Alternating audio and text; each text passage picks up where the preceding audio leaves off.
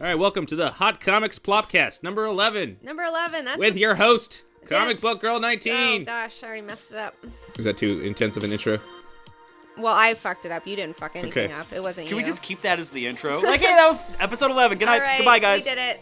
So, you All right. get the idea. We're live on the air, and All right. go. Number 11, powerful number. It's going to be a good episode today.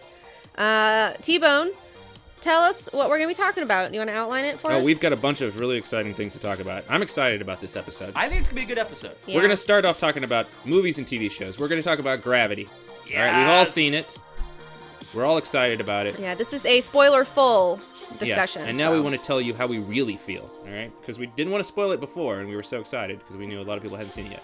But now we have. We can't wait. Then we're going to move into TV shows. We're going to talk about American Horror Story, Season 3, American Horror Story, edit. American Horror Story. Horror Story. Four witches. God. Right. And then we're going to talk about Agents of S.H.I.E.L.D., episode 2 and 3. Yep. We've seen 2. You've seen 3. Saw 3. You're claiming that it got heated up by episode 3. We're not so sure. So maybe you can try to convince I us. will properly throw the pros and cons of the critique out. Okay, I'm excited Like for we're them. supposed to. And then the last thing we're going to talk about is a handful of lots of comic books. Starting with what? Infinity, number 4. Then Battle of the Atom. Yes. Then some Batman. Yes. And we're also going to talk about all the comics that you guys have dropped, that you guys have stopped Yeah. reading lately. Yeah. The ones that you're just like, I just can't give my money to it anymore. Right. All right.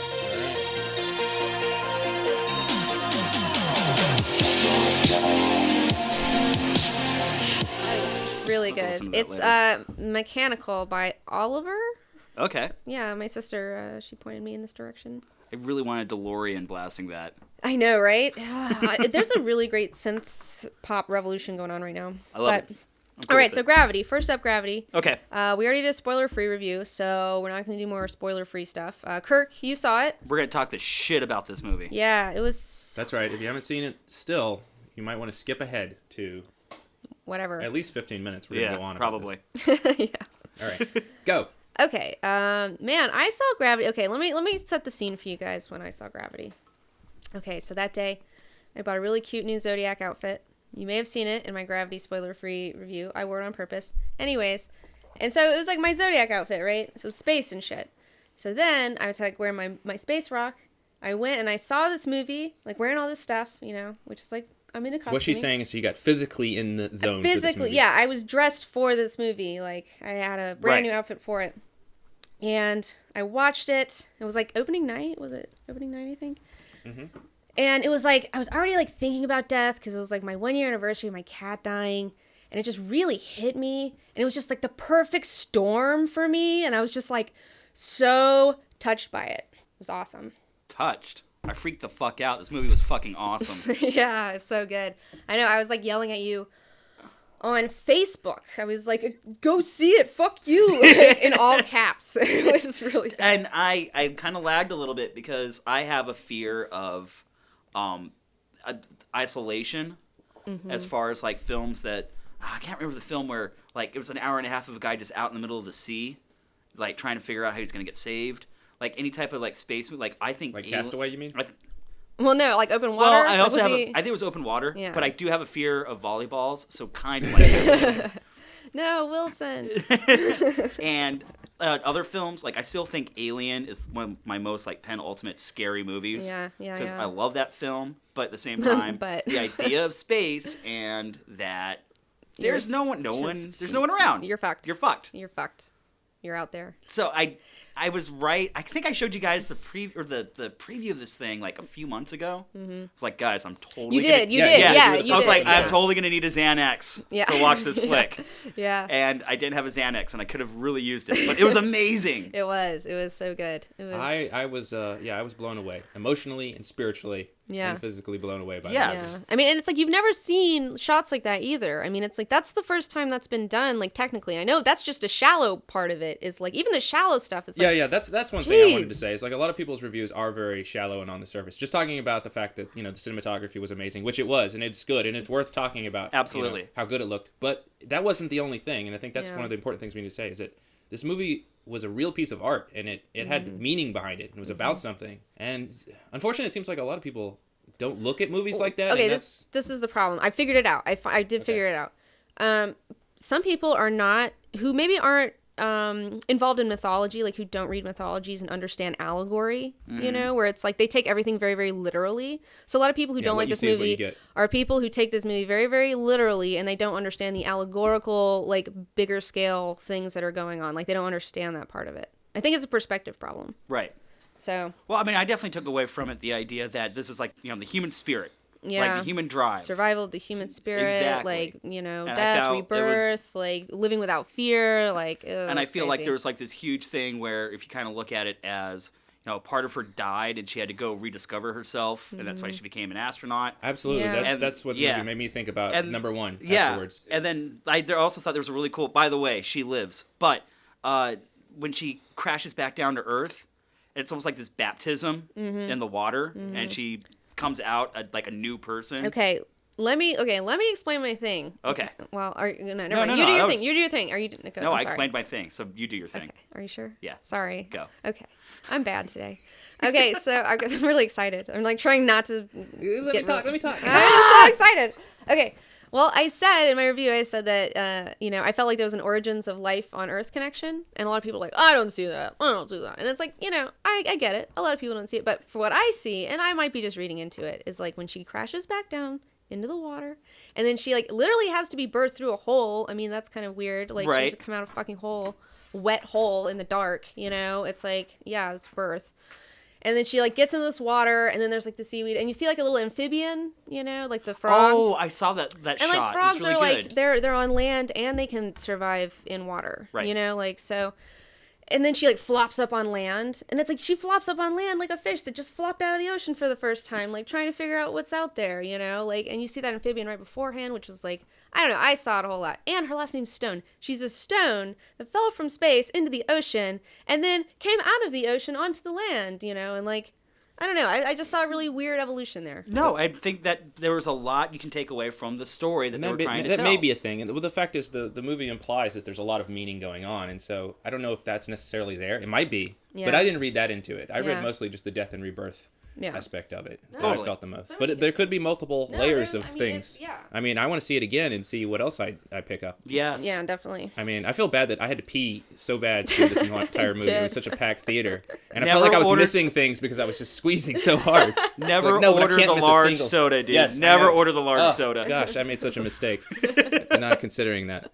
Next time I go see it, no way. But I felt like I was missing things because you know. You're distracted. Yeah, I was distracted. That sucks. But still, the powerfulness of the movie got through to me, and especially the death and rebirth aspect. That's one thing that I concentrated on when I got home thinking about it. I was like, oh man, I feel like I've been going through, you know, a change, and I didn't realize this before. So I feel like I'm talking to myself 3 years ago.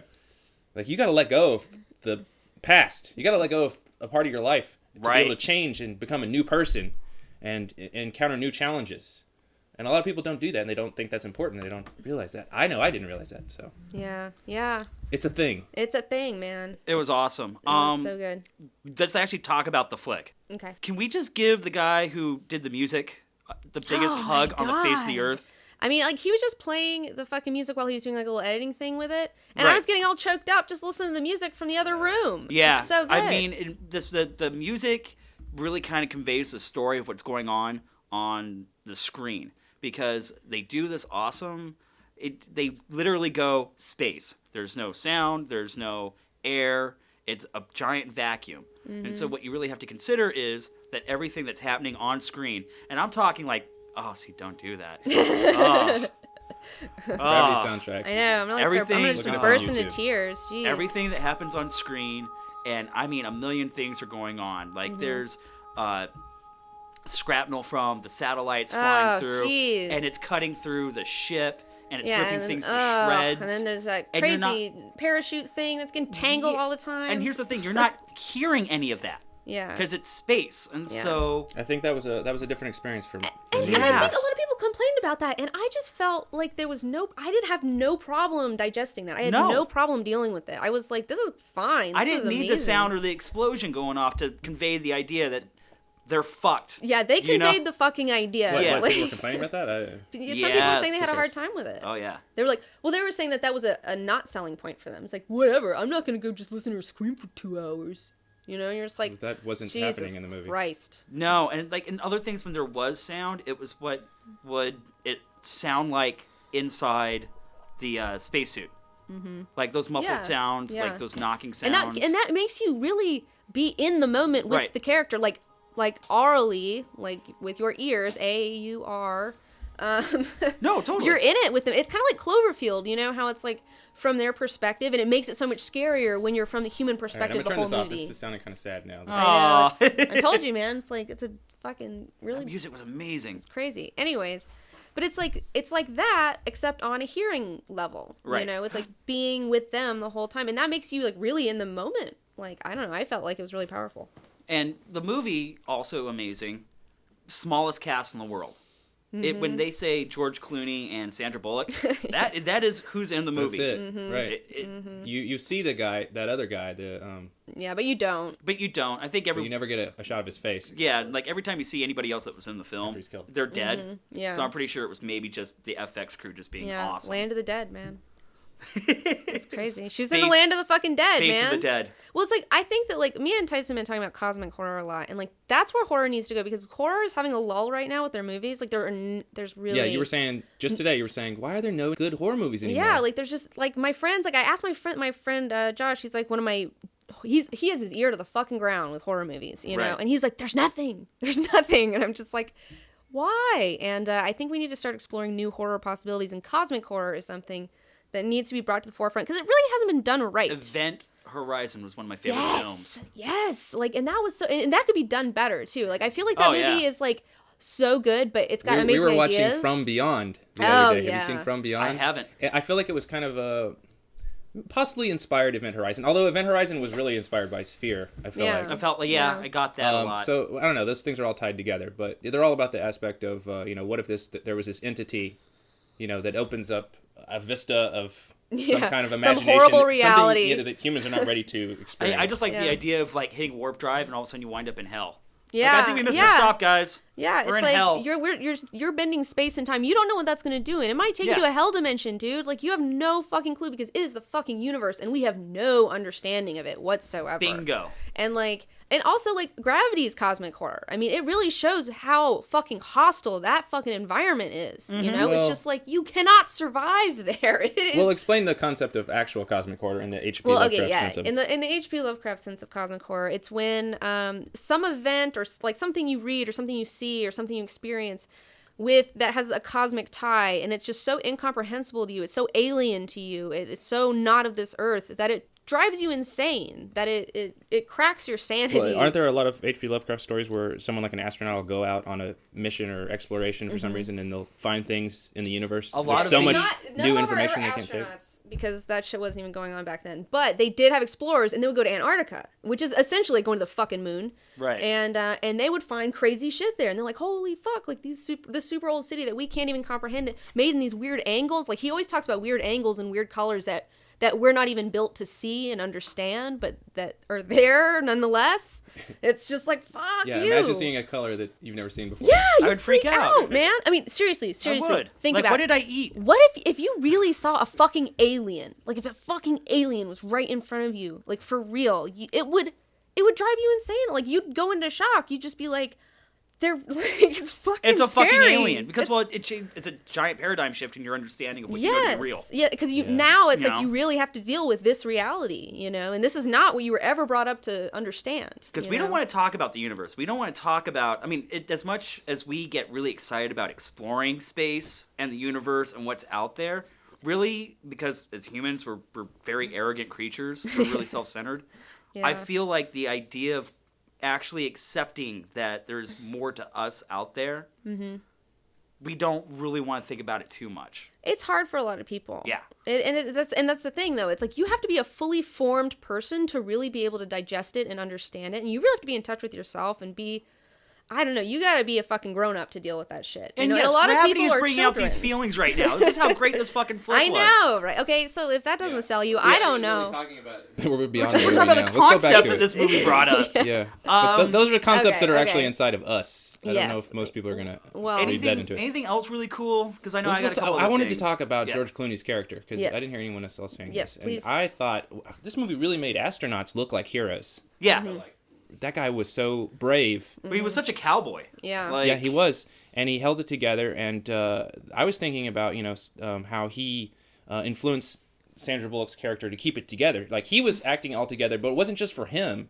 He was inspiring her to keep her alive, because she would freak out. She's the person up there who is not a real astronaut. She doesn't know what to do. All this stuff. Like, she got astronaut training. Yeah, she's about to hyperventilate, and he's calm the entire time. And really, if he hadn't explained to her how to be calm and how to handle a situation like that, she would have never made it. Well, it's like he became like the parent, where it's like, I'm responsible for this child. Like, they don't know what they're doing. Yeah. And they had that connection. And I mean, I believe there are astronauts that, are trained for that, and that's a part of their psyche, to think like that when you go into space. You have to be ready to encounter any problem and not freak out about it. And it made me think about, like, whenever we're having little problems. I freak out all the time. Yeah. But, see, that's my thing. Okay, I tell this to everyone all the time, okay?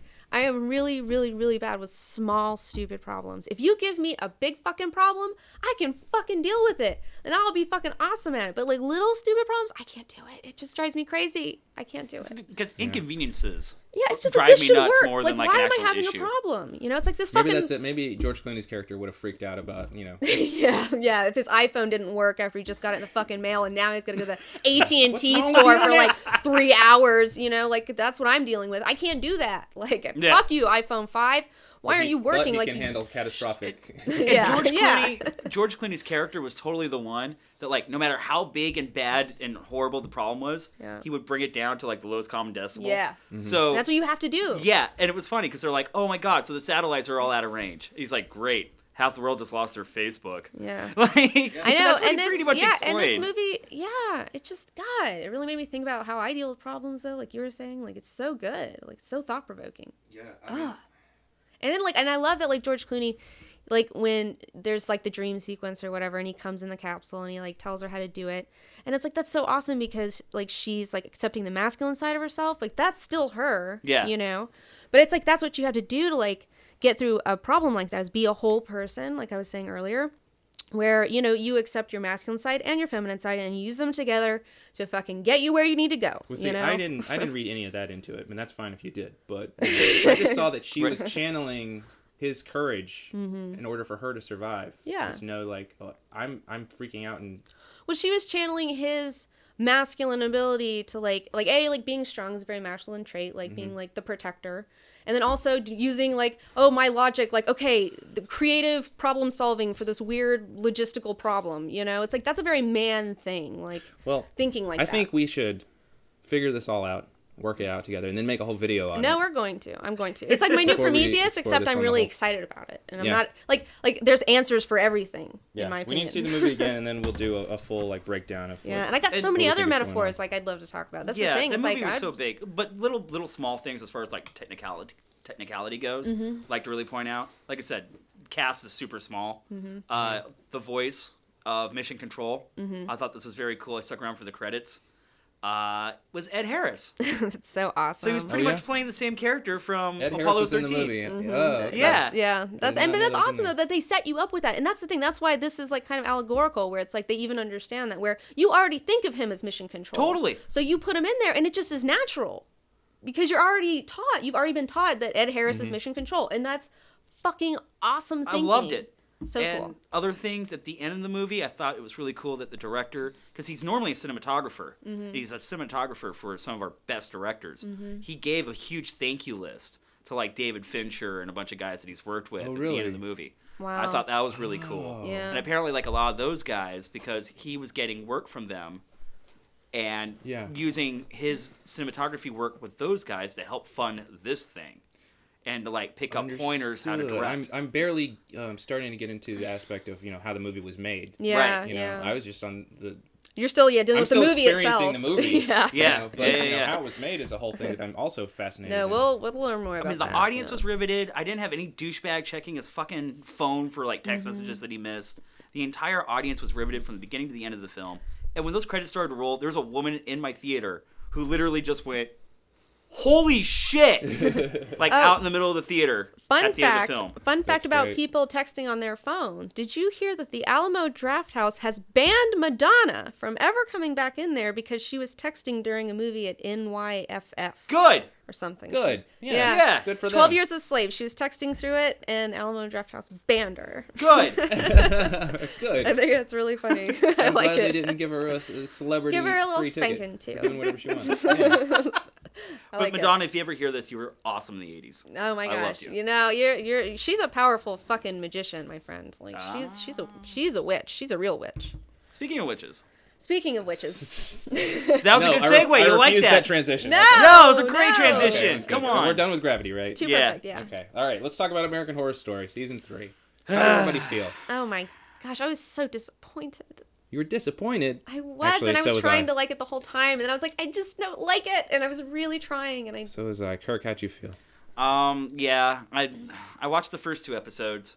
On the first viewing of the pilot, I was kind of cool with it, and then I knew that something was kind of nagging at me, so I went back and I watched the first episode of the season again, and I actually found that I have a lot of problems with it. Yeah, he watched it twice. He watched the episode twice. Yeah, that was my fault. To get it said that well. No, but, I think I don't know. But because I really love American Horror Story, and I love the concept that this television show does. I know. Yeah. Well, yeah. Let's applaud it for that. It is a really good format. And for people who aren't familiar, American Horror Story has a format where every single season they have a whole new horror plot. Mm-hmm. One of them was a ghost story, like in a haunted house. One of them was about an asylum with a bunch of crazy people. And then this one is about witches. And then they have a lot of same players coming back that play different characters each season. Right. So Jessica Lange's been in all 3 seasons, and she's been amazing. You know? And that's the point of this show. I love that they got brave with this concept that every season's going to be different, and we're gonna, like you said, bring back the same players. Yeah, and they're gonna play different characters. And the thing that I love is that they're older women. Like, this is a platform for older female actors or actresses, and they're killing it. Like, Dude, it's so good. Jessica Lange is so good. They added Kathy Bates this season. She's one of my all-time favorite actresses. Yeah, really good, great actors, and I love the concept of the show. But that is the problem that I had with this season 3 pilot, is that in the previous 2 seasons, I've loved the concept. Yes. But this concept, right from the beginning, I'm having problems with accepting it. I'm having problems with accepting all these witches that aren't really witches. They seem like X-Men. Thank you! I was just going to say that. They have Jedi powers. Yeah, they telekinesis. And, telekinesis does not mean you are a witch. You could be a witch with telekinesis, but having telekinesis doesn't mean you're a witch. Right. I don't get where they're getting this a concept of what witches are. It's really stupid. What is everyone's imagination of what witches do? What do witches do? This is I think Wizard witches of Oz study their witches. ass off. Yeah. I think witches study their ass off. I don't know that much about witches, but I don't think they're like that. No. It's a nature religion, you know? It's like they worship nature and the goddess and, the horned one, and it's cool. And, it's like, and they... I don't know. This is so not it. I have pagan friends that are already texting me like, "This is not cool." I know, and it's perpetuating this bullshit image. Yeah. That's it's like a cartoon, and this has nothing to do with reality, and because witches do actually exist in the real world. Correct? Yeah, and they're people who just practice a religion that's like a nature-based paganist religion. Thank you. But the mainstream has skewed them into all kinds of weird things, and now they're doing what I guess Twilight did with vampires, which is make up anything for vampires. Oh God, and it's just not helping women. It's just this whole show. You guys nailed it on 2 parts. One, T-Bone said, "I think from the very beginning I have a problem with it," and that segues into what 19 was talking about earlier.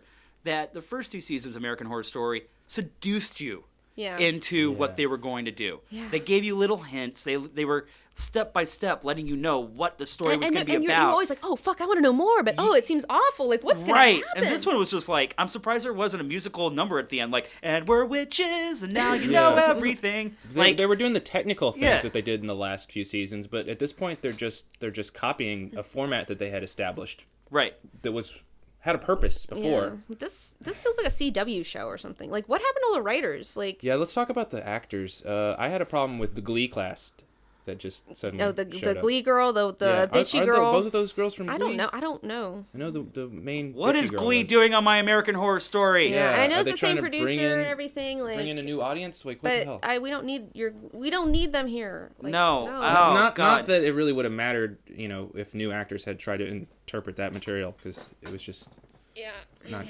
just didn't work. No, okay. No. So the episode opens up with, every shot. I like the cool angles that they do. Yeah, the fisheye shots were really good. The fisheye shots are great. Some of the party shots at the frat house, that were shot from up above down below, were really great shots.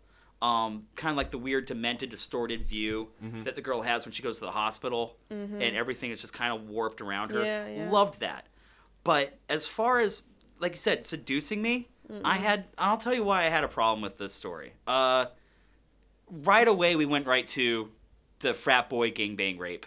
Right off the bat. Right off the bat, that's what they used for the plot. That made me feel weird. Yeah, it did make you feel weird, and I'll tell you why it made you feel weird. I think I cracked this nut when I was talking to Kirk about it in the kitchen. Right.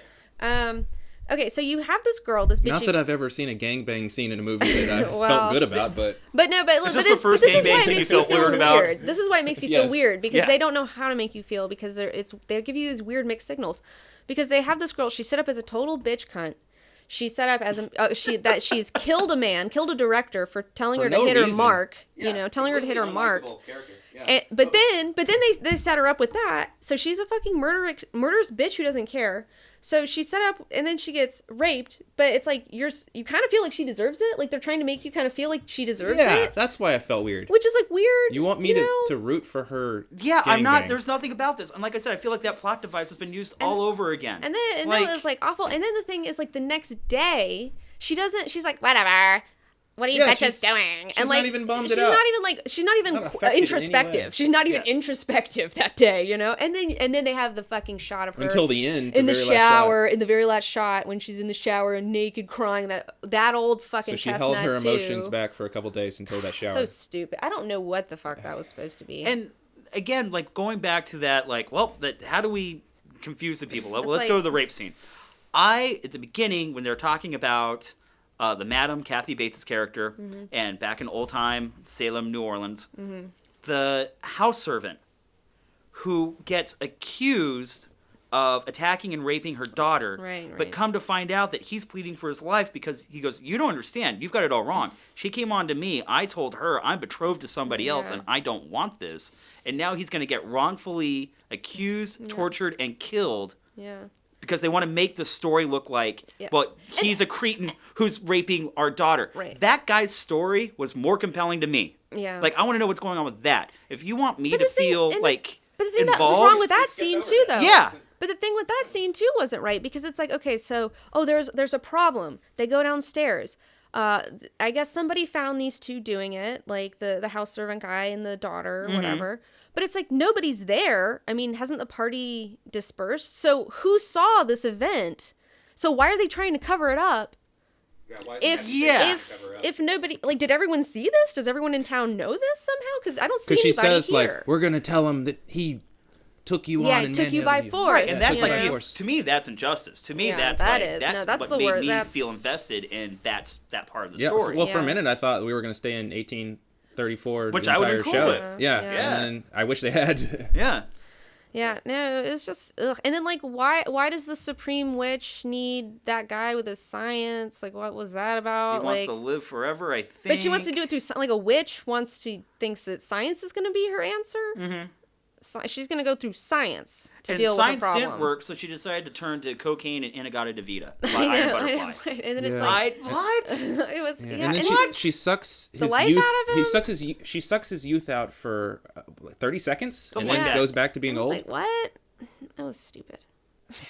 Like I said, I don't. Some way to suck and then she seriously has Jedi powers where she was like, you won't remember this in the morning, and then the fucking what's her face? Precious chick. I can't remember her name. Gabriel. Anyways, her voodoo doll powers. That's totally straight up like an X-Men weird power. Well, to be fair, the previous two seasons have combined a lot of with the ghost storyline in the first season. They combined a lot of aspects from all types of ghost stories. Yeah, right. But it worked. Yeah, tropes. There you go. And it worked. And they did the same thing in season 2, although it wasn't as successful. It's like season 2 kind of bothered them because they blew their alien load. Right, Yeah. but this time it's not working for me. Yeah, when they're combining Like I these said, I things. think they threw too much okay, meat. Hogwarts this meets is- X-Men meets Jedis. Yeah. Thank you. Yeah, Perfect. It's retarded. Perfect. And it's just like, I don't like. This is the thing that bothers me. Witches could be really fucking cool. You know, it's like I have a small understanding of it. You know, I've studied. I've read the Wikipedia pages. You know, like I've and it's like. You can do something cool with that material, like really cool, but they always choose to do this silly, like, oh, I can make flames turn on candles, you know, and they never get into like the weird, cool, interesting Maybe stuff. it's because actual witches, that what the actual power is not very presentable on film. It's not that dramatic. Well, it's like, I think that like you can't cut to some result right away. yeah, I think like the Bene Gesserits in Dune are a really good example of something cool you could do with witches, because that's they call them witches, like because that's they have a lot of the same philosophies and the same things, and like and they're these group of women that are working together towards a weird goal that they have that people aren't like sure about what those goals are exactly. Only they know. Okay, there you go. That's why I'm so disappointed. I was hoping to learn about real witches in the real world. And they just threw me glowing vampires. Yeah. CW. Yeah. Angry. I'm gonna watch the second, maybe third episode. Yeah. I'm gonna, like I said, I'm yeah, gonna give it a guess. shot because I'm waiting for like the twist and turn when someone finally goes, well, why don't we put our shit to good use and still empower ourselves? But I don't think it's gonna happen. Oh, we should still talk about season 2. How did you feel about season 2? Because we skipped over that. Okay. We were supposed to bring that up. Season 2, American Horror Story. Yeah. Okay, season 1, I liked the story a lot. Season 1 was amazing. It was groundbreaking. It was amazing. Yes, groundbreaking. Season 2, I liked the character arcs that they had going, but the story itself, like there was no story really. It was just more character based, which I could still like, but it wasn't perfect. There was a story. It became a mess. Well, it's like this is the thing that I got a really big problem with in season 2. I like the concept. It just was not a satisfying. Well, it's like end. the aliens thing, like he was saying. Like, I love the idea of aliens having to meet like demons, because I've never seen aliens and demons like kind of interact in one horror thing. And they teased it as if it was going to lead up to that. that. Yeah, and it's like, and I was like so interested to see what would happen. Like, would an alien be freaked out by a demon? Would a demon be freaked out by an alien? Would a demon be able to possess an alien? Like, what's the deal? And none of that. It's like, why did you have this cool thing and you never even did anything with it? It was just kind of a bummer. I don't know. Well, Maybe that's why. They Maybe did. it was They such a attempted cool to, idea but that they didn't know how to execute it. It just didn't have a payoff. You They know, should the have. alien thing. They You should said have they blew their saved the alien load. aliens for a whole separate season. Yeah, that's what and I done would've been something cool with that. Yeah. They blew their load too soon. Yeah, and they didn't need to. They had so many other things going in that story. It's like they you didn't added too need much. it. It was they didn't have to have that. Now I feel like they've messed up, and it's resulted in this season 3. I don't know. I think they're dumbing it down. Do you remember too. how? I mean, I know this is going to sound weird, but remember in Indiana Jones, you look at the entire series, the first 3 films, and it's all based on religion, religious artifacts, occult, like everything that's very real world, Yeah. but still spiritual. Yeah. Yeah. And then that fucking 4th film comes along, and they're like, aliens. And you just kind of feel like that world doesn't belong with the rest of the canon Yeah. that they've Well, and set the up. thing Well, is, it though, could have if they had done if they'd done it spiritual right, aliens. if Right. they had done it right, But they didn't. They Which did you could, you know, Yeah. like because mystical and spiritual, like everything that's sacred is sacred, whether it's from whatever fucking planet or dimension. Like, Right. I don't know, it's weird. They could have done something really good with the aliens thing. I love ancient alien weird stuff, but they fucked it up because they didn't use the real. They scoffed at it and made it cartoonish.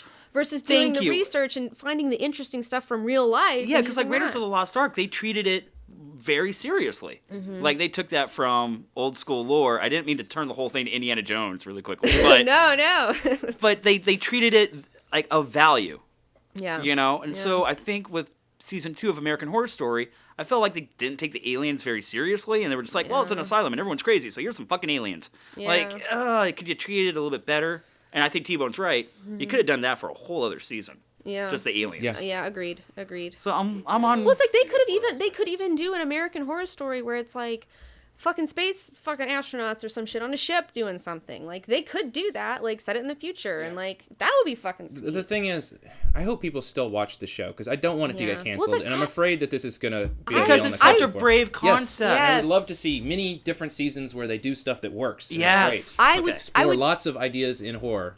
again, Cosmic Horror, they need to do American Horror Story H.P. Lovecraft, and they need to do some weird H.P. Lovecraft American Horror Story 2 words, thing. Space Cthulhu. Like, that would come rule. on, like Miskatonic University, like put all that weird shit in there, the fucking Necronomicon. Maybe we should bring up Prometheus for a second here. Yeah, we want to do We're thinking about doing Prometheus Revisited.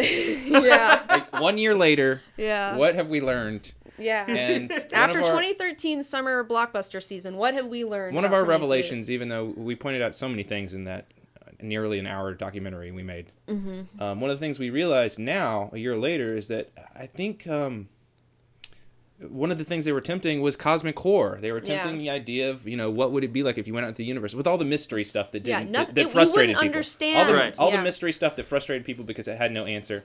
But that's the idea that H.P. Lovecraft was putting out there, is that if you went out there in the universe, you'd find so much stuff. Aliens wouldn't make any sense. Their culture would be so foreign to you that your mind wouldn't be able to process it. Yeah, you wouldn't be able to comprehend. Yeah. So it would be like Prometheus. It would be like, this doesn't make any sense at all to me. Why are they doing that? Yeah. Yeah, and it's like, and I appreciate that. I think Prometheus could have made that work if they had somehow explained that concept before going into it. Yeah. It could have worked. Yeah. Unfortunately, I think it scared people away from ever trying it again. And it's a year later. And that's the thing, too. And Guillermo del Toro was supposed to be doing Mountains of Madness, but he didn't do it because of Prometheus. And it's like, I'd love to see that Guillermo del Toro fucking Mountains of Madness, man. Everyone does. He would fucking kill it. He would kill it. I want to see it. I'm going to really hope for that to still happen. I know. Maybe we can will it into existence. Let's all cross our little fingers. Yeah. So, anyway, all right. I think we've said our piece now about American Horror Story. I'm sorry, we bitched a lot, but man, I had to bitch. Yeah, it really just ruined my... Yeah, we were going to do a raw vlog on it, but we're not, because we realized we've made a new pact with the show. We're not going to review anything from now on if we don't like it. Yeah. There's too much good stuff out there to waste any time with things we don't like. Making a whole video about it. Like, and it just makes us look like we're complaining about it. I think that's interesting because, like, do you feel like people tune in just to most things in YouTube and critiques because they just want to hear the vile and the venom and to hear, like, someone get... No, not everyone, but maybe some people do. Yeah. Sure, there's a little bit of everything. Well, it's like, even when we were talking to those producers, they kept insisting that I be sarcastic. Yeah, our TV producers that we had for a while. We had a long adventure over the summer dealing with TV producers trying to produce a show that we've recently abandoned. Yeah, it was really they were telling her that they were like, oh yeah, we love it when you really get heated up and angry about something. We want a bunch of that stuff. And I was trying to say, well, I'll be sassy about stuff. Yeah. Don't get me wrong. But that's not the focus of the show. I'm not gonna try to be. Is for her to cynical complain and about stuff. Yeah. Okay. That just happens. Well, I feel like there's plenty of places that people can look for that stuff, and that's not what you guys are trying to do. No. Our show is about art. It's about pursuing what is good in art. Mm-hmm. All right, and the problem with art today is money and corporations trying to ruin it. Well, it's all about that's why you get angry about stuff. We're trying to teach people about how to appreciate art, how to critique art more intelligently, how to look at it, like how to think about it, because like it is a very right side of your brain function, art, and a lot of people are not trained in any way to use that side of their brain. Like it's a really weird part of your brain. It's the color side. The world does not appreciate art today in society. Does not appreciate art. And it's coming out of schools, like, our education isn't being taught anymore, and I feel like, well, somebody's got to fucking teach it, and at least I'm doing it in a fun way to get people involved, where it's like through and mediums especially like comics. The way you guys do it is through creativity, through creating, through working and like with art to talk about art. That's how I think I would define our show now, that we've been doing it for a year and a half, is to say that our show is about reviewing art, but we're trying to make art ourselves through that. Yeah. Yeah. And the thing is like, the show is not about me. I think a lot of people have a hard time with that. Yeah. Good. Let's bring this up. Let's talk about this. A lot of people keep coming, like, people that want to put you in other shows. A lot of people have tried to put you in a reality show, and we keep turning that down, and it keeps coming. I don't want to do a reality show. We're never going to do a reality show. I'm sorry, can you say that again one more time? Just the way you said it. It was so genuine. I could never... Take 2 and action. I don't want to do a reality show. I don't. They keep... And it's like, I know that I would make a great fucking reality show. I know I'd be fucking hilarious, and people would be like, what the fuck is going on here? But that's not what I'm trying to do. You know what I'm saying? Like, it's not about me, and it also discredits you. It makes you look like you're not like smart and I don't like you're trust not any like reality television. Let me just put one out there makes- right now. I finally came to this is what I need to tell people. takes that all wanna your put on- mystery away. they Like wanna put on stars a- have mystery. God damn it. Okay. I want to tell people it's like she is an expert, not a host, and there's a difference. Yeah. A host you can have read a teleprompter about any subject, and they'll sound good talking about it. Yeah. But an expert can only talk about the things that they know about. Yeah. And that's her. That's a really good way to She put it. only can talk about the things she cares about. Yeah. So you can't have her talk about video games. Yeah. You can't have her talk about apps. I'm not doing apps. You can talk about phone Everyone apps. keeps asking me to do apps. They don't want to talk about Let's do the apps. Because and that's the things that people from a business side want. It's like, oh, apps are hot. All the kids, they love apps. You got to review apps. I just wonder if some of these care. idiots just kind of like hear a word and they just go, oh, that's the buzzword right now. Yeah. So let's just throw that out there. Apps. Everyone keeps talking about They apps. go, what's so trending? What's trending? You know, we've done market research. You know, it's like, fuck off. Ugh. Well, according to Twitter right now, things that are trending are Witches of East End, Mention Perfection, Miley Cyrus, is she up there? Till I Find You, Scandrick, I don't, Hurry. I don't know what any Wait, of what these the are. fuck? Ugh, this is the best people could do right now? I don't really? know. I don't know any of that stuff except for the Walking witches thing. Dead. Okay, Walking Dead means something Yeah. to me. That's tonight. I'll watch that later. Okay. Yeah. Well, let's move on to Agents of S.H.I.E.L.D. Following one show we We're don't not like to done with another this one. conversation. It's coming back, man. It will come back. Don't Okay. worry, it'll come back later. So we saw the second episode. Tyson and I watched the second episode. Agents of S.H.I.E.L.D. episode 2. And we really hated the second. I almost like walked away. I was like, can we not? Like, I don't even want to finish this. Like, it was like really bumming me Well, out. let's tell them why we watched it. We watched it because we were trying to give it a fair chance because we did do a vlog on something we don't like, which we're saying now we're never going to do again. Sorry. Right. But because when you say you don't like something, we're like, give it a chance. And you're like, you're right, I'll give it a chance. And then I still hate it, and I waste all my fucking time on watching All right, mediocre so let's shit. talk about why. We could be reading comics instead, man. Exactly. Thank you. Yes, let's stick to the good things. Anyway, now we have to talk about Agents of S.H.I.E.L.D. Why didn't we like it?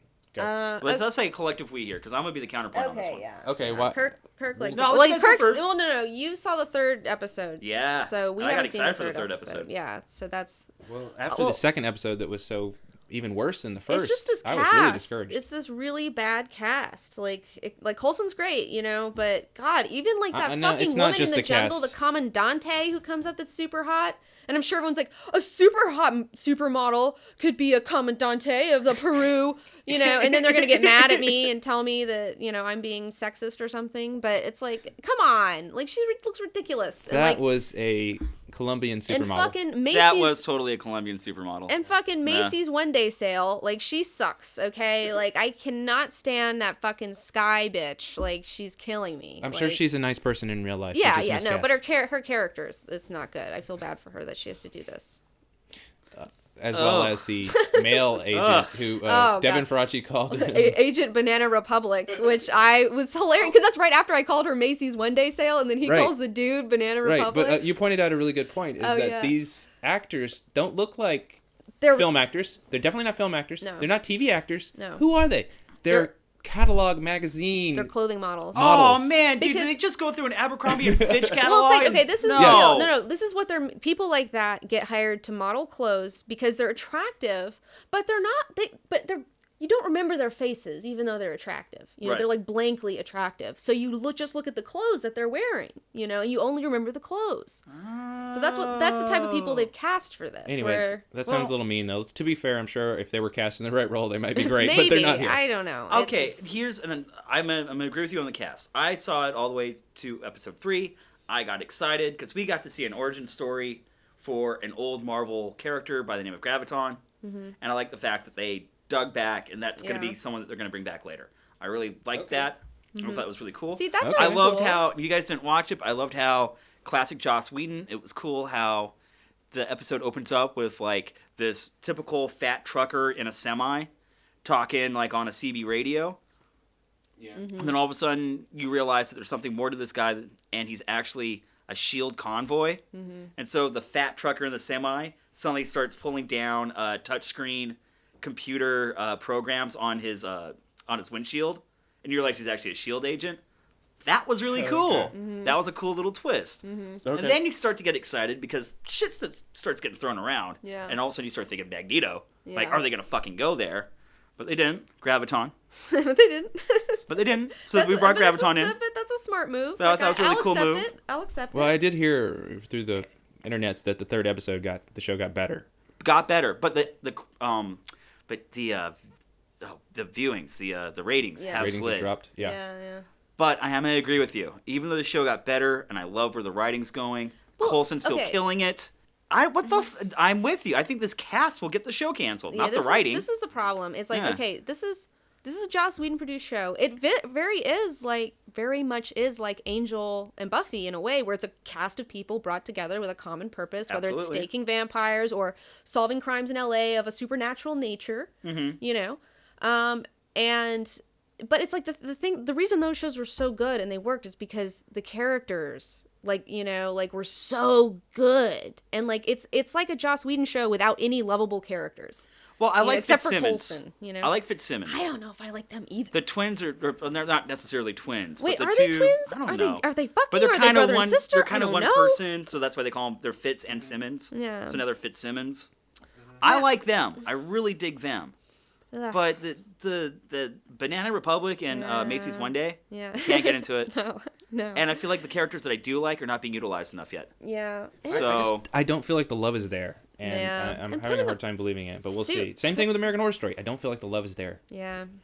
But like all Joss Whedon stuff, it's a slow burn. I hope it doesn't get prematurely canceled right when it starts getting good. Yeah. But we'll they see. have a 22 episode season. Yeah, it just got picked up. That's what I heard. A whole.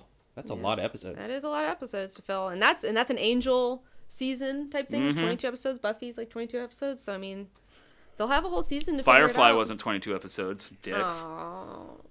Miss Firefly. After 10 episodes of Game of Thrones, 22? Really? They give 22? That's a lot. I know. Well, it is crazy, and it's like BBC stuff. It's like, God, they have like what, 6 episodes like per season. BBC. Like, that's why I love 7 them. Episodes, they only tell episodes. the good stories. They don't put out the crap. Downton's getting really fucking weird. I mean, like Downton even Downton is suffering, and I'm just like, I just need to not watch TV right now. It's not for me or something, because even Downton's like. I heard TV got together and was just like, you know what, screw 19 for a little bit. Yeah, I think that's what's Let's make it hard for her. I'm done. Well, okay, all right. If we set our piece on these shows, I'm gonna stick with it. Okay. I'm totally gonna stick with it. All right. I'll watch the third episode But and then maybe the fourth. It better be fucking really good. I just don't have that much faith that I'm going to like it. Better be amazing. Well, I'll stay there for you. All right, let's talk about all you guys' piles of comic books here. We got comics. There's got to be some good stuff in here. All right, so quick. It's all crap. Let's just end this thing. God. Quick shout out to Darren, D-Dog Darren. Darren. Who, on our previous Plopcast, he said that he thought that everyone was going to get Terrigen misted. Yes. And that's what it's looking like. Guess what? In Infinity, number 4. Yeah. Terrigen Mist hits the Earth. Yep. He was absolutely right. He was so right. You were so right, Darren. You were so right. And we got finally introduced to Thanos' son, Thane. Thane. Which is really easy for me to say because I already have a lisp. Thane. Thane. And what else? Awesome throwdown with Black Bolt and Thanos. Yeah. Thanos is brutal as hell. Did you say it was a good Thor? Oh, Thor shined in this issue. Yeah. Which issue number is it? This is number 4. 4 of 6, yeah. And Thor kind of, with just being Thor and being humble, you get to see, going back to the God Killer that you were reading. Oh, gosh. We were watching like a really young, arrogant, Thor who was kind of walking around like a dumb rock star. Yeah, no, totally. Yeah, and it's really fun that if you were a fan of that, to watch this Thor who's like really humbled himself. Yeah. And says like a quick prayer to his father. And that's always been Thor's thing. It's like he's always had to learn that humility, and he's finally kind of getting a handle on it, I feel like. Like, the character of Thor is finally getting a handle on that humility. And good for you, Thor. And I like the fact that he was talking about, he says like this quick prayer about like, hey, I want you to really see who I am and not what my actions are. Let my heart really speak. And all of a sudden, he lets the hammer speak a little bit louder, and it was fucking badass. Yeah. He kind of sets this example that Thanos' army is beatable. Yeah. Like, if it bleeds, you can kill it. Yeah. And he sets that example in such an amazing way. And that was kind of like the war cry to get everyone on their side. That sounds really cool. cool. I think Thor is a really interesting character to watch right now. I'm really interested how he's really coming to the forefront. Mm-hmm. I'm really interested to see what happens with the new Thor movie. Oh, I can't wait for it. Like, if it sucks, though, I'm going to be like Marvel phase poo. Oh, come on. Because we were talking about how this Agents of S.H.I.E.L.D. is not making Phase 2 look good. No, it's it's like watering it down a whole lot. Yeah, I was like, is this canon? Yeah, I know. Is this gonna be? But anyway, let's keep going. If I see Sky in a fucking Thor movie, I'm gonna lose it. Like I'm gonna be like, I won't be cool with that. Yeah, don't bring these TV actors. Do not bring them on set. But use Coulson all you want, man. Yeah, Coulson's cool. Yeah, everyone's down with Coulson. Coulson's like the everyman, you know. Coulson's the shit. He is the shit. But yeah, Thor's fucking awesome right now, and I'm excited to see where his character's going. We've got to do that Thor video. I know we do, along with a million other videos. Oh gosh, I have so many ideas. Come on, guys! It takes you like 5 minutes just to do a 20-minute video. Yeah, we just poop it out, like whatever. Like it only takes 5 minutes to make a 20-minute video, right? Yeah, and then we go on vacation. Yeah. It's like Tyson has been editing so fucking much that his wrist is fucked up. Oh, great. Yeah, I'm developing carpal tunnel. Maybe I don't know what it is. It's not it's good. Like for the last 2 months. It's a problem. It's like it's becoming a real problem. I can't use a mouse anymore. I know. I have I have to make him use a Cintiq and use the little boop boop pen stylus deal instead, which is actually really. I mean, the stylus is great and like. Yeah, you can edit way faster like that. But let's not talk about these things. Yes. All right. These mundane things. All right, back to comics. Thor rules. Thor is so good. Okay, and we're back. All right. So tell me about Battle of the Atom. Oh, it's just. You've been really excited about it. Keeps getting better and better. I love it. Yeah, it's really good. Why is it so good? Well, there's just so many reasons. Phoenix Quentin Quire. Yeah, Phoenix Quentin Quire from the future, who's an X-Man. I love it. So excited to see what happens with that. I hope he takes down that fucking shitty Jean Grey, the Zorn Jean Grey. Ugh. Oh, we have to talk that. We gotta talk about Shogo. Oh, too. Shogo too. Okay. Yeah. Well, what do you want to start with? Oh God, there's so much. Okay, hold on. We gotta talk about Shogo. We gotta talk about Phoenix Quentin Quire. We gotta talk about every one of Wolverine's sons having issues, and we gotta talk about Dazzler. We do, yeah, and we have to talk about Dazzler. Okay, you're right. So where do you want to? Do you want to get everyone caught up on what's going on right now? Yeah. Let's do that. Yeah. Okay. We are on parts. Yeah, we got part 6 and part 7. I think the last one we left off, we were at part 5. Part 5. So, So what is it about? What is it about? Okay, so quick overview. So Beast brought old X-Men forward in time. That's causing problems. So now there's X-Men from the future who've come to present day, who are telling the X-Men from the past, who are in present day, that they have to go back to the past or something terrible is going to happen, but they won't tell them what it is. Dun, dun, dun. And they're also kind of suspicious because they're like being psychically shielding themselves, and they're saying, well, it's because you don't need to know, just trust us. And one of them is Xavier's son. Grandson? One of them's Xavier's Third podcast grandson. in the row, by the way. I don't trust him. I don't trust him. Nobody trusts him. Nobody trusts him. Don't trust him. And you got a Beast from the future, and you have like a, I don't know, you got a whole bunch. Oh, you have a Zorn, Jean Grey. It's crazy. You have Monster Iceman. Yeah, you have a Monster Hulk Iceman. I mean, it's super weird. And so now we're finding out that those X-Men may have a hidden agenda because magic went to the future X-Men's future. Future X-Men's future. And found another group of future X-Men who claim that those X-Men from the future are not the real X-Men and that they're the real X-Men, which includes Quentin Quire as Phoenix, Colossus, Iceman who looks like Gandalf. By the way, my favorite version of Iceman so far. Yeah, and you have Storm's like daughter, probably with Black Panther, named Chimera or something. Right. You also have somebody who looks like they are the son of Cloak and Dagger. That's what I assume. That's what I'm looking like. You have an X-Men Iron Man, and then you also have like Jubilee or something. Okay, Jubilee is actually still part of the Brian Wood X-Men team. Because is this Jubilee though from the future where she's got the claws, but they're like Jubilee claws? Yeah, we haven't really gotten. And her eye's been scratched out or something. We haven't really gotten very specific on that yet. But somebody called her Jubilee, I think. Somebody called her Jubilation. And I was like, wait, that's fucking Jubilee? Shit, maybe and it is. And is she like really white because she's a vampire or something and her tan finally went away? Who knows? I don't know. Will the real X-Men please stand up? Yeah, that's exactly what's going on right now. And it's also, we found out that X-Men Iron Man guy, who has control of Sentinels and stuff too, right, in the future, they come back to present day. So now, okay, this is gonna. So now you have magic brings them back to Cyclops' team, Right. Because Cyclops is his own fraction of X-Men. Right. So they're with the good. So evil Cyclops is with the good X-Men from the future, and then good Wolverine is with the bad X-Men. Bad from X-Men. The future. So now everything's crisscrossed. The streams have been crossed. Streams have totally been crossed right now. Yeah, they've totally been crossed right now, and so now they're getting ready to. And the bad X-Men have finally been revealed to be bad from the future. We weren't supposed to trust them. I knew it. Yeah, like, it's so funny because Wolverine's telling Rachel Gray, he's like, you got to keep an eye on these assholes because I just got a bad fucking feeling. I don't know what it is. I just know something's wrong. And she's like, okay. And then later on, they're sitting there, and then she just, like, freaks out. And they're like, Rachel, what's the matter? And she's like, Logan was right, you know? And I like the part where he's like, every damn time. Every damn time. I love it. It's so good. And then there's some fucking kid of his who looks like Mystique and his son or something. Probably.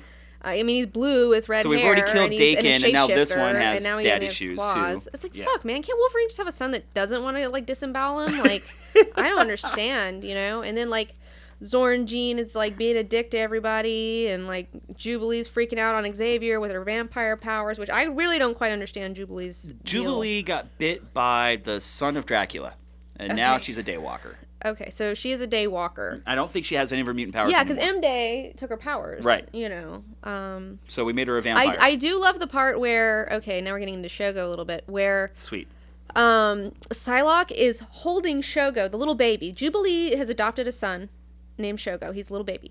And everyone has to constantly pass around this baby. Like, it's funny, like, kind of a joke, where who's babysitting Shogo. Like, it's kind of a really fun B-plot. And so it has a...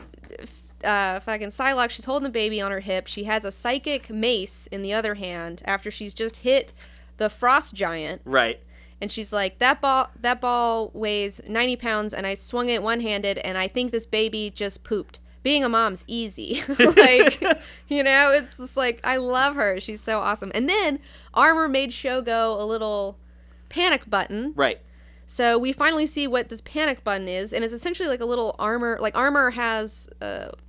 She has this power where she can create, like, this armor around her. Yeah, but it's like this, like, weird transparent looking thing. Anyway, so he's like in a little hamster ball. So during this fight, where the X-Men are fighting, the baby is in a little protective hamster ball, just like bouncing around, having a great time. Which was really, and she's like, "You made him a hamster ball," you know? And they're like, "Yeah, it works." Like, it was pretty good. So it sounds like all the fun stuff that you love about the X-Men. It is. Yes, And again, this is a Brian Wood penned issue. Mm-hmm. I love Brian's take on regular 616 Marvel X-Men. I really, really do. Bendis and Wood are, like, doing a good job. And I also feel like it's been a really long time since someone's been able to write the Jubilee that I love from my old days. Yeah. Brian's figured that out real quick. And she's brought a lot of light to the team, you know? Like, she's always just like, hey, I'm taking care of this baby. What are you guys doing? What's up? You know? And she sees all these new faces, and she's not even like, who the fuck are these people? She's like, potential babysitters. Yeah. All right. I love that fucking Brew is having to babysit Shogo all the time, and, like, Shogo's always crying because, like, Brew looks like a terrible monster, you know? He's like, I don't know. Poor Brew. But we find out, though, that from the future... Future X-Men. Good future X-Men. The guy who looks like Iron Man is indeed Shogo, who's grown up, and that's future Shogo. And, like, he's Jubilee like, hey, what's up, Mom? Have a little moment, and it's really cute. It was, like, super And cute. I also like the fact that Shogo, now that you look at the origin of his little tiny panic button armor hamster ball, kind of that concept stuck with him as he grew up. Yeah. And now he's in, like, an Iron Man suit, right, like, protected. And I wonder if it has anything to do with the fact that he was infected with that, not Karima, but the Chimera, I think. I can't remember what it's called. This is the first arc of the series. Yeah, the first arc of the series. And that bacteria could speak to technology. Yes. Like, so maybe his remnant, like, his power is based on that because that thing passed through him when he was a baby, so he can talk to technology. Like, and that's why he kind of looks like a mini Sentinel, and he's also got other Sentinels on his side. Yeah, like, that's a really cool if that's the deal. I don't know. Just speculation. No, but I thought it was a really cool direction to take that character. At least, like, the potential for what that character can be. Yeah. No, it was a lot of fun. Is it me, or with everything that's been going on in comics right now, because we were talking about this a little bit before we started to record, we're dropping a lot of issues right now. Oh, man. And I feel like Battle of the Atom is happening right when I needed it to happen the most in my comic book reading. Yes, it's But just such a joy. Everything's been going on. It's just been it's light. Yeah. But it's still going to be detrimental to what's going on in the X-Men. It still has gravity to it. Yeah. Like, it still has, like, density, but it's still fun, you know? And that's what I love about the X-Men. And it's just, and they're like, even Shogo's, even a baby that just got introduced, like, a few months ago is now, like, a part of the X-Men. And you kind of feel for him. And it's like, wow, you guys are really introducing a lot of new, interesting characters that I really think are going to be around for a while. And again, it's like starting to bring back X-Men as a family. Yeah. Because for a while, a lot what we were seeing in X-Men was squads. Mm-hmm. You had the Black Ops squad. You had the home team. You had the away team. You had teams. You had squads. Now I'm starting to see family. And even with current day Cyclops, who kind of sympathizes with Magneto and that whole team, they don't look like a squad to me. They are becoming a family. Yeah. And I think that's really important, too, right now, because, okay, so if this Terrigen Mist crap goes on and it goes through if this echoes through the entire Marvel universe, which I would assume that it would, yes, seeing as how they're trying to clean up their continuity, by messing it up even more. I know. So everyone on Earth is going to have a power. So it's like, not necessarily everyone, but anyone who has the potential. Okay, it's like that. Yeah, but I thought you could always, like, something happens to you, like you're transformed in some way. Do people get out of the Terrigen Mists without getting fucked up? There were scenes in Infinity where you were showing, like, people freaking out because people next to them were changing, and other people weren't. Okay, so not everyone's going to be So I'm one. not necessarily sure if it's because you had the X gene and it never activated, or if you had, like, the Inhuman gene and because it never activated. But whatever that chromosome that you were born with, I'm with you. The mists are kicking in. So right now, there's all these new mutants being born, and now there's going to be all these new Inhumans being born. Right. So wouldn't that mean that, like, this whole fight that Scott is kind of having with the world right now, isn't it going to, like, just go away? A little null and void? Yeah, it's going to be like, oh, well, everyone's got fucking power? Or now huge, it's almost like the massive, opposite you're the of majority, not the minority now? Yeah. Like, his fight's going to be over. And then it'll be interesting to see if the X-Men can now put aside their differences, because now they won't have a problem to fight over. They're just like, well, I guess we're just going to have to become friends again. How I don't horrible know. would that be if Xavier's dream was based on the success of it coming true, just based on numbers? Like, how much would that suck? Like the whole... just based on majority. Yeah, it's majority. Yeah. That is a bummer. But that's, like, how humanity rolls, and that's the sad fact of the matter. Good like, way to put it. You know, I mean, it's not as fun of a story, but but, you know, hey, it'd be really cool to see what happens. I can't wait to see what the fallout is. Yeah. And this series has been awesome, and I think we're only 3 issues away from it being done. Yeah, we are. It's going to be done next month. And I also have a special thing to talk about. A lot of people have asked me about this. Do it. Dazzler, how I feel about what happened in Chapter 6, which is All New X-Men number 17. Spoiler! But Chapter 6 of Battle of the Atom, it starts off with this years from now. Dazzler's sitting there and... Well, first tell people how you felt about Dazzler being in it. You were excited to begin with. Yeah, right? Like, people were like, oh, Dazzler's in the new issue on Twitter and stuff. And I was like, oh, I'm so excited. Everyone was, like, buzzing about it. And I didn't really read, like, exactly what was going on. I just kind of saw... Right. So I was like, oh, I'm so excited. And even Darren texted me. He was like, holy shit, like, this issue, like, holy shit. And I was like, I took it to mean something great. I was like, oh, I can't wait, I'm really excited. No. So I was excited coming into this, Shouldn't which kind of get excited. Nope. kind of bit me in the ass a little bit. Go ahead, tell them what happens. Okay, so years from now, Dazzler's sitting there, and someone's trying to convince her to do something. We don't know what that is. And she's like, I don't know. And they're like, no, we've done the research. Like, it's gonna be cool. Like, just do it. And then it opens up the next page where you see, you know, these big giant banners of Blair for president. So they're trying to convince Dazzler to run for president so she could be the first mutant president, and how that would help their cause, the mutant cause, you know. So she reluctantly agrees. Right. You know, she's like, okay, I guess, you know, this is... I'll give it a shot, because that's fucking Dazzler's attitude. Her fucking catchphrase is, let's go for it.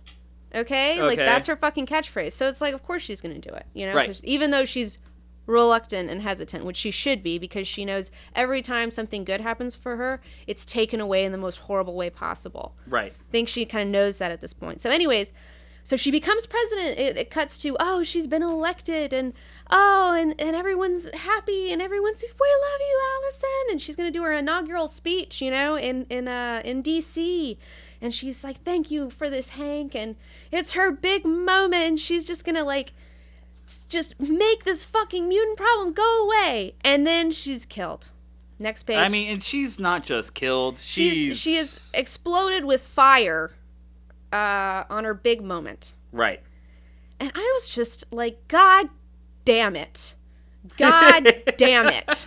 Of course, he's the fucking sacrificial lamb, It's like, I am so sick to death of seeing Dazzler, something good's gonna happen for you, and then having it snatched away. Nope, gone. And it's like, all she is she's such a good fucking person. She's a light bringer. That's her power. She's a light bringer. All she ever wanted to do was entertain people, That's it. She wanted to be a good person and entertain people and fall in love, that's what Dazzler wanted. And because she's a mutant, that responsibility, whether she wants it to or not, always seems to get in the way. And she's embraced it too. Even though she was reluctant to be a mutant, she was reluctant to become an X-Man. I mean, she's always been reluctant. She's always like, I don't know, guys.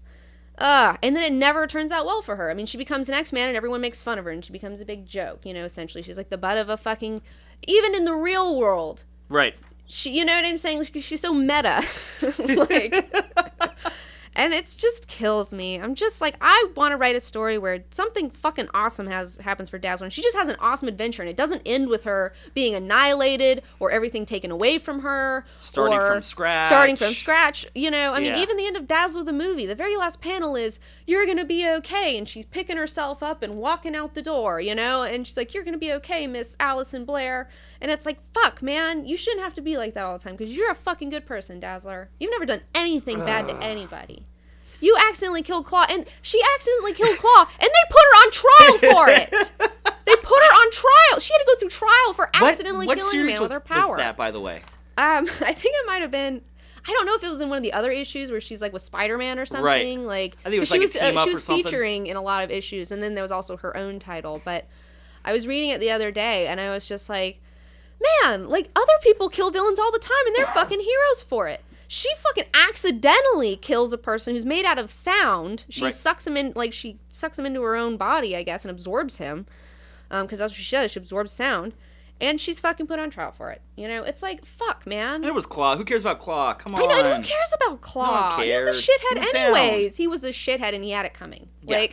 Come on. He had one shining moment in, Secret Wars 2, and that was it. So that's my... I'm going to do a whole episode on Dazzler 2 one day. Other things we need to point out, because now that we're dealing with, the good future X-Men and the bad future X-Men, I think it's really interesting because I wanted people to see that it's the quote-unquote bad future X-Men that are hanging out with Dazzler and pushing her it is. It's a room full of them. And the other thing that's very interesting is... hate these evil future X-Men.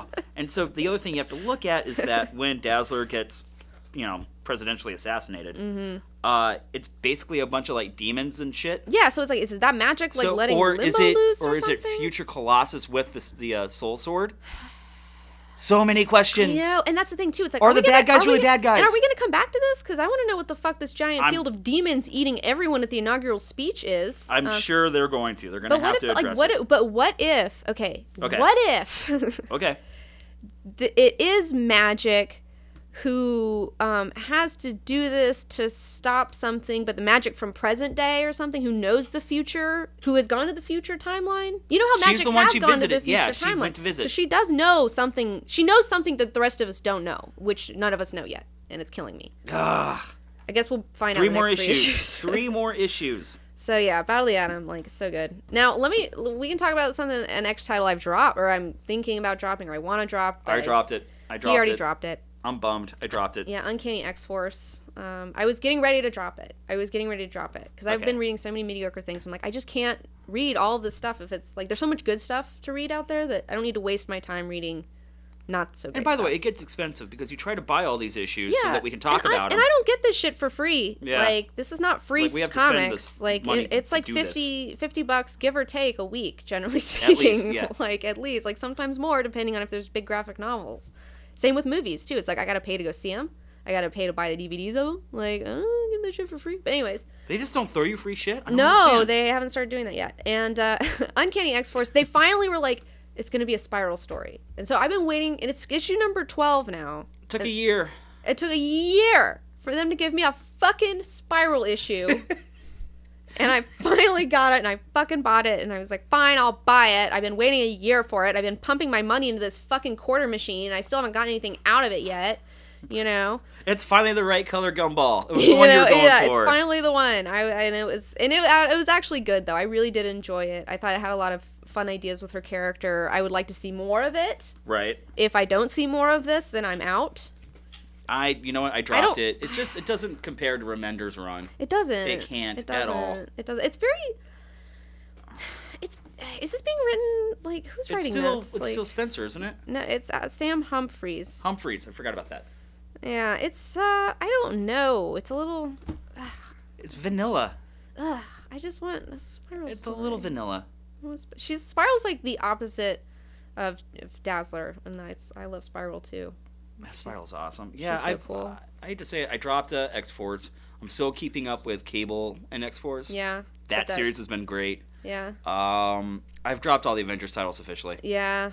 And that just hurts because that happened right in the middle of this Infinity thing. Yeah. Because I started coming off the wagon. And then I realized that, again, Darren was right last Plopcast, that all the best character beats were coming from the Avengers titles. Yeah, but you don't have and I had money and time I for don't. that. And it was... I dropped off. Those were kind of sad. Yeah. What other series did I... Yeah. Yeah, there's some issues. I'm just not... Well, yeah, I got rid of that fucking Superman Unchained. That's when I dropped. That. I quit reading that. I was like, Which is a shame because Scott Snyder rules, but... Yeah, but it's like... But that's the thing. It's like, I think they're trying to force him into a box where it's like, you did so well with Batman. Let's see what you can do for Superman. And he's like, I don't know if I have a great... I mean, I don't know. Maybe he does have a great idea for it. Maybe he loves this. Maybe it's his baby. But I mean, it feels like with Batman, it felt like he really had a concept. Right. That was like super strong. And this one, it seemed more like, hey, do a Superman comic.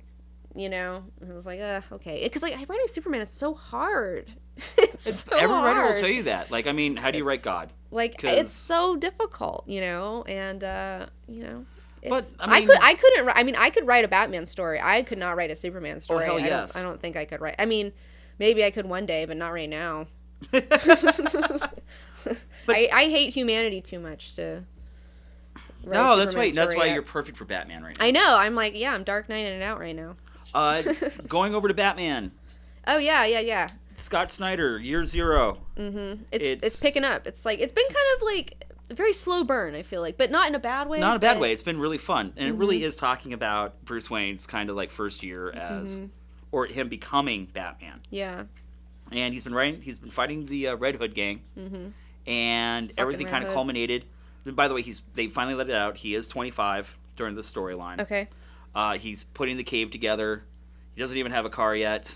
He's still kind of like working with he's going to be Batman. Yeah. I really loved how the colors on this. The colors are so. amazing. I was flipping through. I haven't read the issue yet. I don't know what's wrong with me. I just haven't been able to. And okay, I'm gonna spoil. No, go for it. Okay. But I was just flipping through it, and the colors just were like, wow. The colors pop. I had a lot of fun with the episode starting up with Alfred giving Bruce a haircut, kind of like you would give your kid a haircut, and it's going to first day of school. You know? So he's got a hipster haircut, and it looks good. He's got the high and tight. He's got the high and tight. He does have the high and tight. So it's a high and tight. Let me see. What's a hipster haircut? Let me see right here.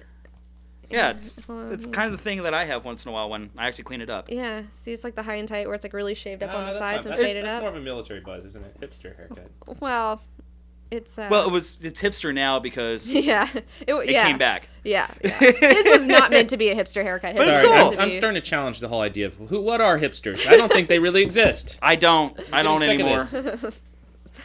I think it's we'll talk about that later. Yeah, so that's a whole other bag of shit. That's a whole other Plopcast by itself. Yeah. And the costume design is awesome because it's based off of the original costume with the like the weird purple gloves. What is that? And the big ears and that sort of thing. I always question that decision. I was like, who was like purple gloves? Like, fuck yeah, purple gloves. Like nothing else purple, just purple gloves. There's a lot of shout outs to Bob Kane. There's like BK was here. A lot of the panels were drawn very reminiscent of old Batman stories. Yeah. I also liked, again... Man, this art's really good. I'm it's just flipping. Fucking awesome. Man, that's so good. I always love a Batman who is throwing out one-liners once in a while. Yeah. It keeps it lighthearted. Yeah. Well, it's like we've had enough of brooding Wayne, like Bruce Wayne. Like, we get it, brooding Bruce Wayne. Wait, don't forget, this is the storyline. This is the storyline where 25? Bruce 25 flipped too. off the leader of the Red Hooded Gang. Mm-hmm. Yeah, I thought that was really cool. Yeah. He's a Bruce that's cursing a little bit. We're learning more about his family. He's starting to take over his family lineage. His uncle got bribed into the Red Hood Gang. Yeah. Apparently that's how you get recruited. Right, yeah, they always blackmail you into that shit. You. Yeah. Not bribed, excuse me. Yeah. Blackmailed. Yeah. We have him hunched over like 5 computers and the beginnings of the Batcave. What else? Ace Chemicals, which brings around like the movie that the origin story that so many of us are really a part of and know. Yeah.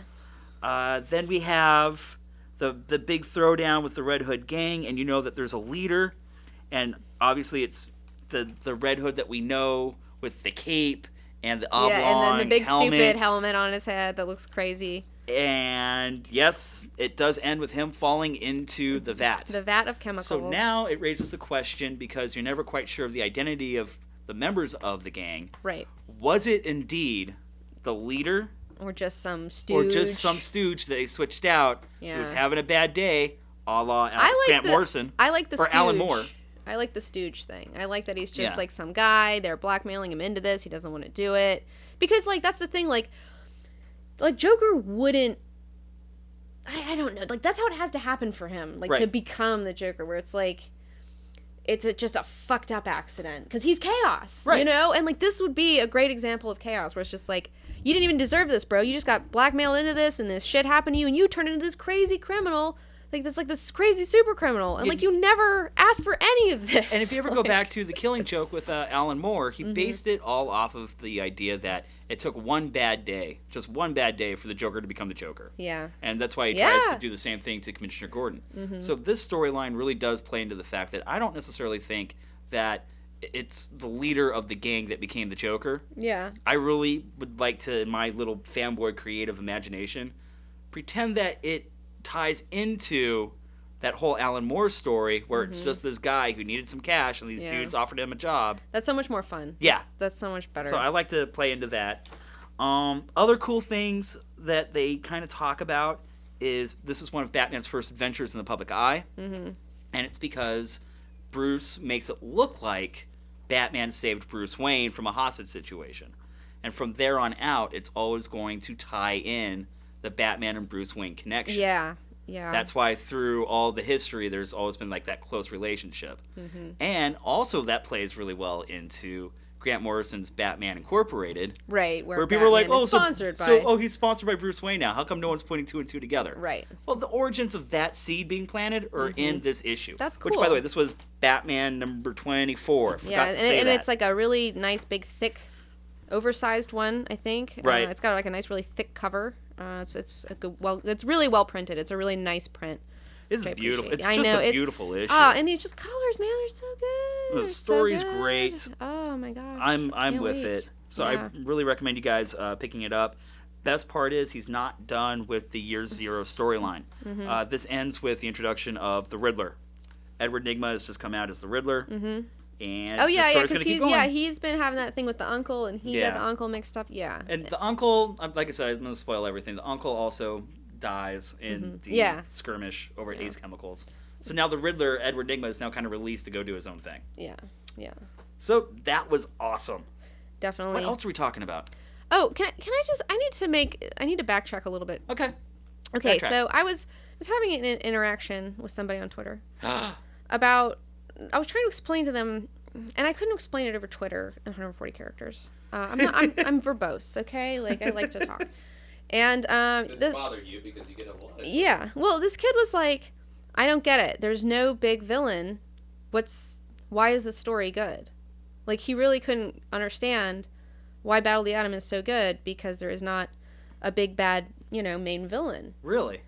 Yeah. And I was like trying to explain it, and I just really made me sad. And it's like, do you not understand that X-Men's about family, and it's always been family drama, and that's always what it's been about, like, at its core. Like, it's like even the villains become heroes sometimes, and even the heroes become villains sometimes. Like, it's not about heroes and villains, It's like even fucking Scott, Scott's a fucking villain right now, essentially. He is. It's like, so it's like, it's so much more interesting to see them with these, like, moral dilemmas, and then, like, having problems with your family. In this day and age, is there anyone who can't relate to a dysfunctional family anymore? Right. A dysfunctional family with moral gray areas, with, like, not knowing what the truth is and knowing what reality is, and you're, like, got these people telling you one thing and these people telling you one thing, and it's, you can't trust any of them, and, it's like, it's great. It's so much more interesting. That's so much more interesting than just seeing them fight some simple villain who's just, like, punching them in the face or something. Like, who cares? I'm wondering, do you think time is the villain?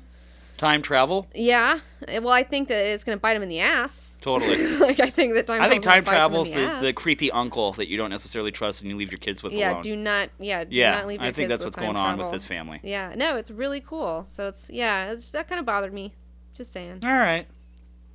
Okay. Well, I'm sorry that person didn't understand that. So, is that it for today? Do we have anything else we're talking about? Okay, so now we're going to read some of last week's Plopcast's questions and comments. This was, by the way, number 10. Mm-hmm. The last couple episodes, I've had the most fun doing this. Yeah, we're hitting our stride. And the comments have been awesome for the Plopcast. Yes. I love you guys. Yeah. I keep shouting out, like when someone does something awesome, thank you and thank you. I think that it takes a degree of intelligence to be able to just sit there and listen to people and not have to be visually stimulated. Like, I don't think a lot of people can handle that. And I don't know. It's like people who just want to listen to the Plopcast. I feel like, they're kind of...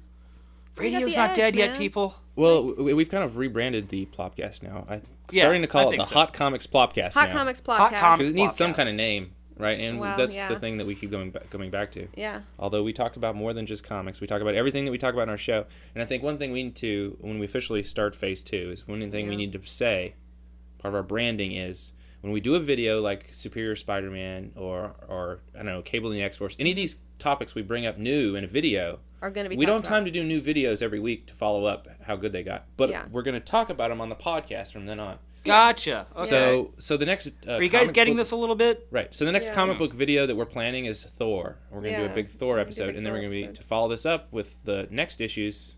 We'll keep talking about that. Yeah, follow the podcast if you're interested. Yeah, and there's been a few new issues. Like, they're starting a new storyline. I've been reading them. So all of our videos from now on will try to filter into this. Yeah. This radio show. Yeah, and plus, it's more therapeutic. Like, this is a very therapeutic place for us where we just kind of... This is a safe place. Yeah, it's a safe place. This is a safe place. All right, so here's our first question and or comment. Josephson 14, a bunch of numbers, says, can you put these Plopcasts on SoundCloud? Love you guys' stuff. Keep it up. A lot of people ask that question about SoundCloud or iTunes. Yeah. And why do we not have it on there anymore? We used to. Yeah. We were doing the first few episodes. It's just too much work, and it feels like YouTube is servicing us enough for now. We seriously don't, unfortunately, have the time.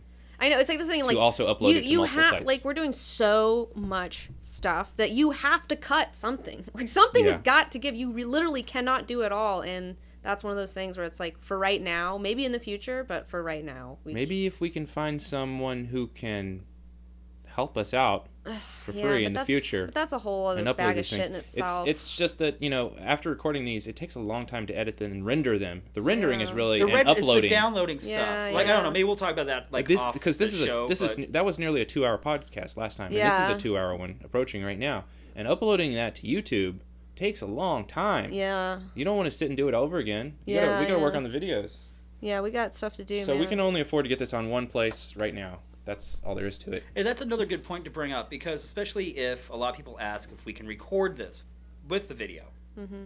Yeah, that would take twice as long. A 2-hour video to go with it? Yeah, like, fuck, man. Yeah, the video makes the file size a lot bigger. Yeah. And YouTube has some kind of limit on file size. Yeah, and I don't know. Maybe we'll talk about that, after the show. It doesn't mean that these things can't happen in the future, but they can happen right now. Yeah. Hey, guys, I just want to point out, we went without a guest this week.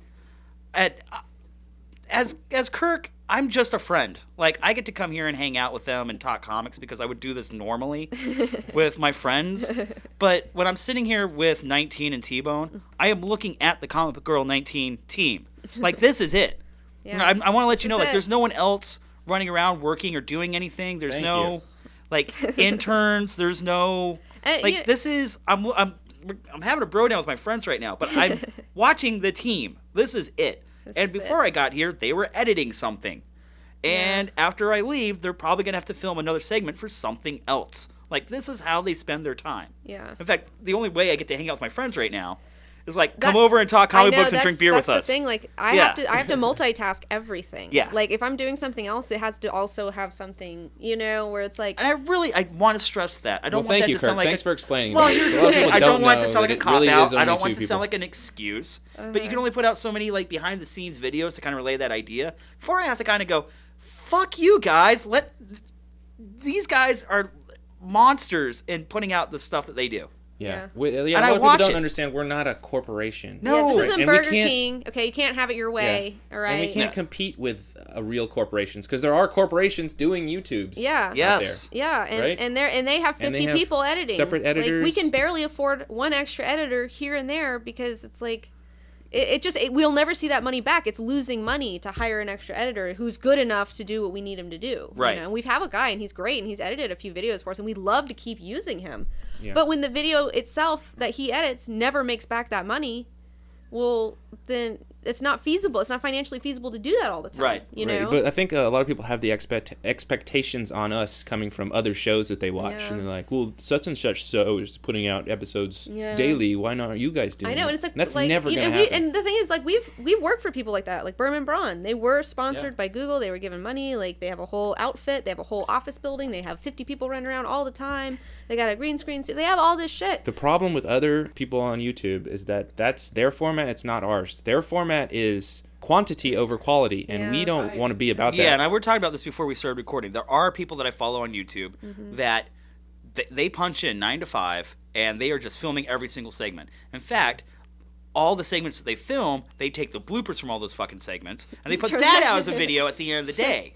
Right, and if we did that, yes, Yeah. we would make a lot more money. We might be making it if we were doing something Yeah. like that, but we just don't want to. But out of those guys that. that are putting those 10 videos out a day, and there are, if you look, there are people putting out 10 videos a day every day. It's crazy. With text notices letting you know that and the the new thing video's is, up. if you want us to make 10 videos a day, then they're gonna look like all like shit.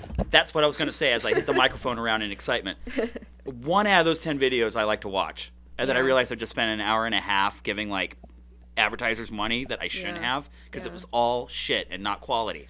Yeah, well, that's the thing. That's the problem with YouTube as well that we've just become to discover after this summer is like it really isn't financially viable for us because we are quality over quantity, and the business model does favor, quality over or quantity over quality. Quantity over Because quality. we technically we want to make a TV show here, really. Yeah. That's what we really are motivated to want to make. Yeah. Not necessarily YouTube Like we want to give you a really good show that we would like to see, like a show, like we're making a show that we want to see, that we're excited about, 'cause- Like a 30-minute CBG-19 show a week Well, on it's like- YouTube would be cool I would if love the to do money that. was there. If the money was there, I would Then you could love spend to that. do that. I would love to do that, but it's not. It's just we're shooting ourselves in the foot by doing that. It's not sustainable. It is unsustainable. Well, let's not get into this too much. Whatever. Yeah, but What we're- I just I think needed what to we're point getting that to is- out. It was just... People don't know though, and that's Yeah. the thing. It's like I do believe in transparency, and people have questions, and people are always going on, and it's like, well, they don't know any better, so why don't I just tell them what the deal is so they can shut up? Yeah, they really don't know because we do get so many comments with so many assumptions, and everyone's so certain that they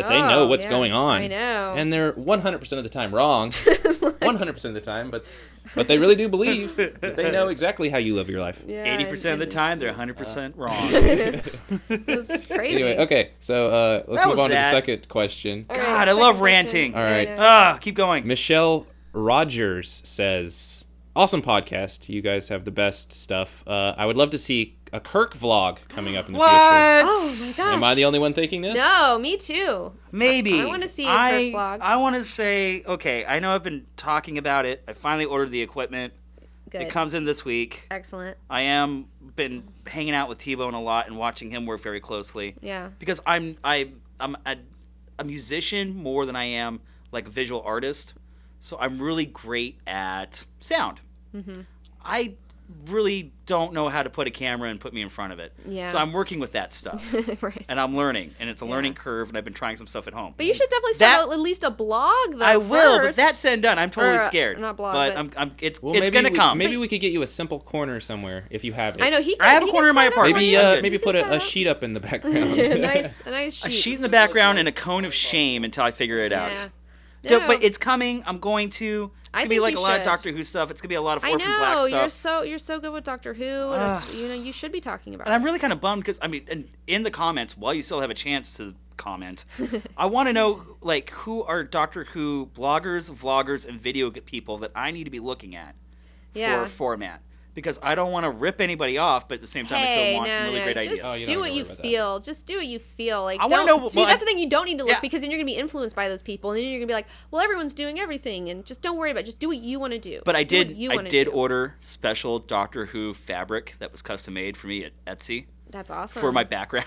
That's awesome. See, I'm already on it. But it's slowly but surely going to happen. You need to definitely have a podcast going. You could start a blog, start writing some stuff, having your podcast on there, and then fucking start doing some vlogs and shit when you're ready. That was really sweet because a couple people have totally asked about that. Well, so thank you. I'm asking about it. All right, good. All right, we're going to make it happen.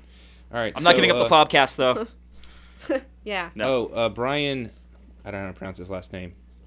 Schnitzel. But anyway, he was saying an interesting idea about Agents of S.H.I.E.L.D. He said that I would buy it more if the hacker was more like Elizabeth Slander. Yeah. Yeah. Slander. Yeah.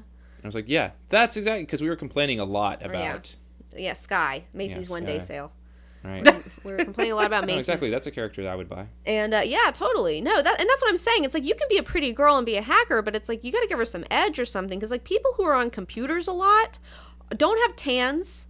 You know what I'm saying? That's I am pasty as fuck. We're pointing out too many details about her. It's like I know people who are on the computer. The big idea is that we just don't buy her character. Yeah. Like I know people who are on the computer. They don't have tans. Like I don't know any like really well tanned, like sunny, happy person who fucking works like it does code. Regardless, it's still possible someone can I'm have not a tan saying and it's be not good at computers. possible. It's just but not it's probable. just that we just don't buy her character overall. It's not probable. Yeah. Anyway, all right. So DJ and she did Taylor live in that says, van, by the way. She did live in that van. They said it in the second episode. That's my house. A lot of people were saying, well, it's not necessarily. No, she was living in the fucking van, dude. I was right. All right. DJ Taylor says, whoa, shit got deep there at the end. I'm too high for this. DJ, you're our peeps, dude. No, you're just right for this. They're awesome. You're just right for this. In fact, this. hold on. I'm gonna vote up that comment right now. Did we make you think about stuff? Did we get to you? Because that's great. I want to get to people. I like it, DJ. Okay. What else we got? Cisco Spam says, hey, that was a really good podcast. I used to be a troll before. I used to point out the bad stuff, but that was really, really good. I don't know. Somehow it's a troll. Well, fantastic. We turned one? Yeah. Come on, round of applause, guys. Oh, yeah. Go us. Yes. Good for you. I just thought that was funny. Good for you. I'm glad you saw the light, bro. Welcome home. Alrighty. We can all be friends. Anyway, we should wrap this up. All right. So that's it for Plopcast. Or Hot Comics Plopcast number 11. Next 2 weeks from now. Yeah, next 2 weeks from now. We're going to try to get another guest back. Yeah, we're going to try to get Adrian.